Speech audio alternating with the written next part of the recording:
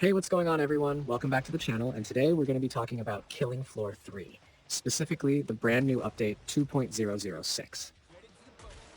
Now, I know a lot of you have been playing the game non-stop since launch, trying out different classes, exploring all the carnage, and just getting your hands on every weapon you can, but whenever a new patch comes out, especially one that's a bit mysterious like this one, it always gets the community asking the same questions. What's actually changed? What's fixed? And how does it affect the way the game feels when you're in the middle of a wave, surrounded by Zeds, and just trying to survive? So let's unpack this whole thing and really break it down in a way that's not just me reading out patch notes, but more like hanging out and talking through what this means for us as players. Now, when we hear update 2.006, some people might think, okay, this sounds like just another hotfix, maybe a quick little patch to fix some crashes. But the thing about Killing Floor 3 is that every small update has this ripple effect.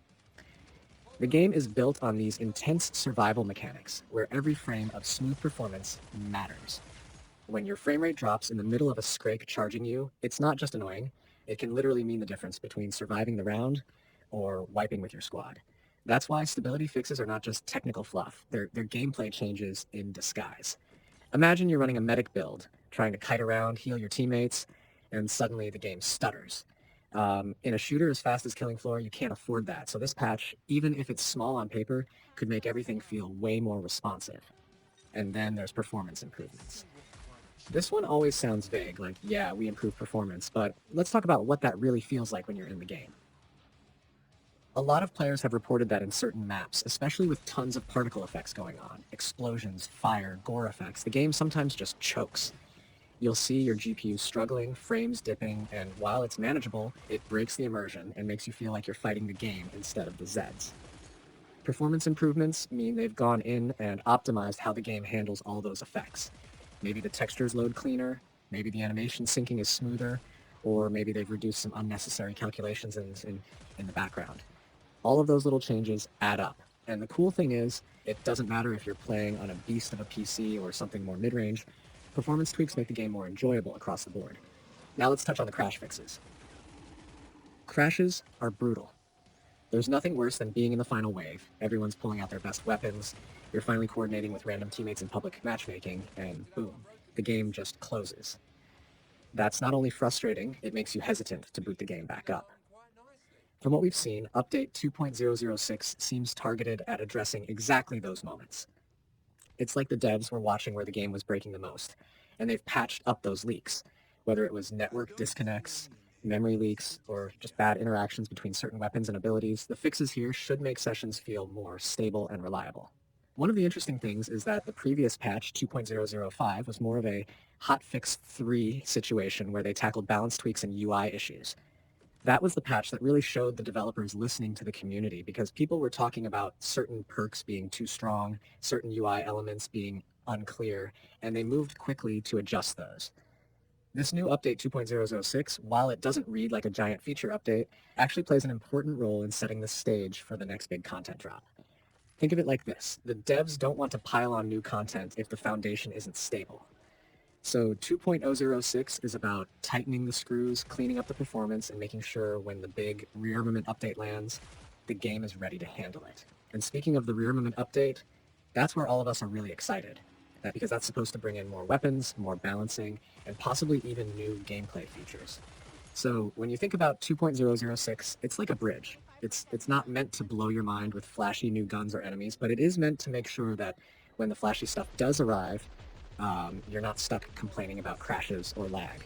It's kind of a behind-the-scenes patch, but those are the ones that sometimes make the biggest impact long-term. Now, I want to talk about how the community usually reacts to these patches. You've probably noticed it too. When a patch like this drops, there's always two sides. On one hand, you've got players saying, finally, the game feels smoother, thank you Tripwire, this was badly needed. On the other hand, you get the crowd that says, why are we getting a tiny patch instead of more content? And honestly, both sides have a point. The game does need new content to keep people coming back, but if the foundation isn't solid, new content just makes the cracks more obvious.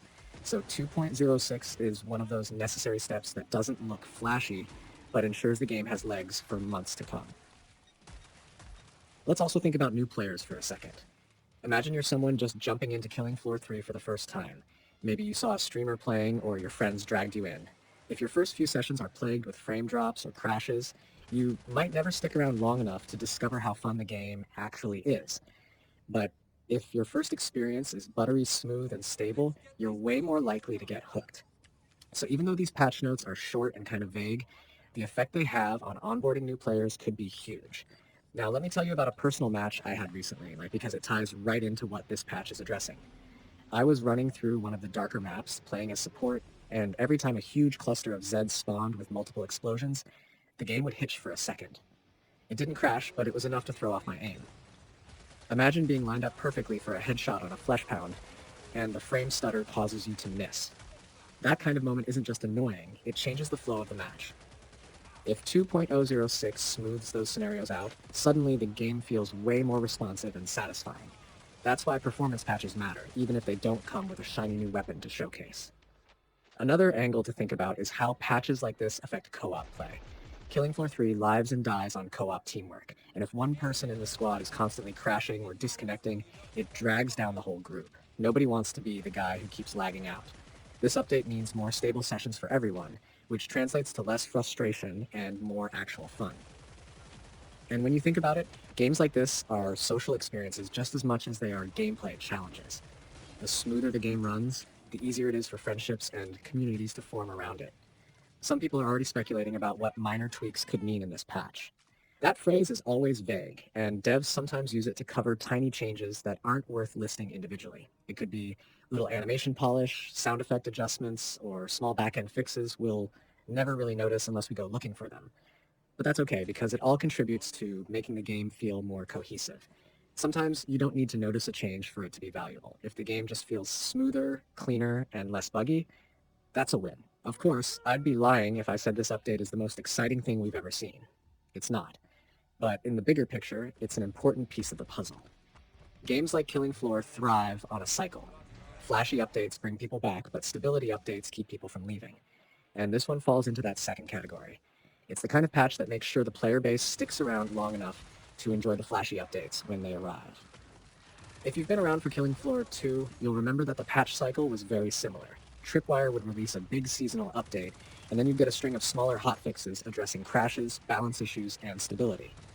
And while people didn't always get hyped for the smaller patches, they were absolutely necessary.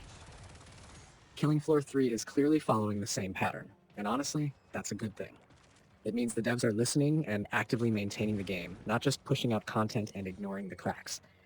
Something else worth pointing out is that the developers have been clear about wanting to get feedback from the community.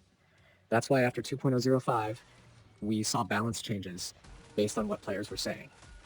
With 2.06, the fixes feel like they're coming from reported issues, the things people were actually complaining about in forums, on Steam, and in Discord communities. That's always a good sign because it shows they're paying attention to how we're experiencing the game, not just how it looks on their test servers. And let's be honest, in a game this chaotic, stability is everything.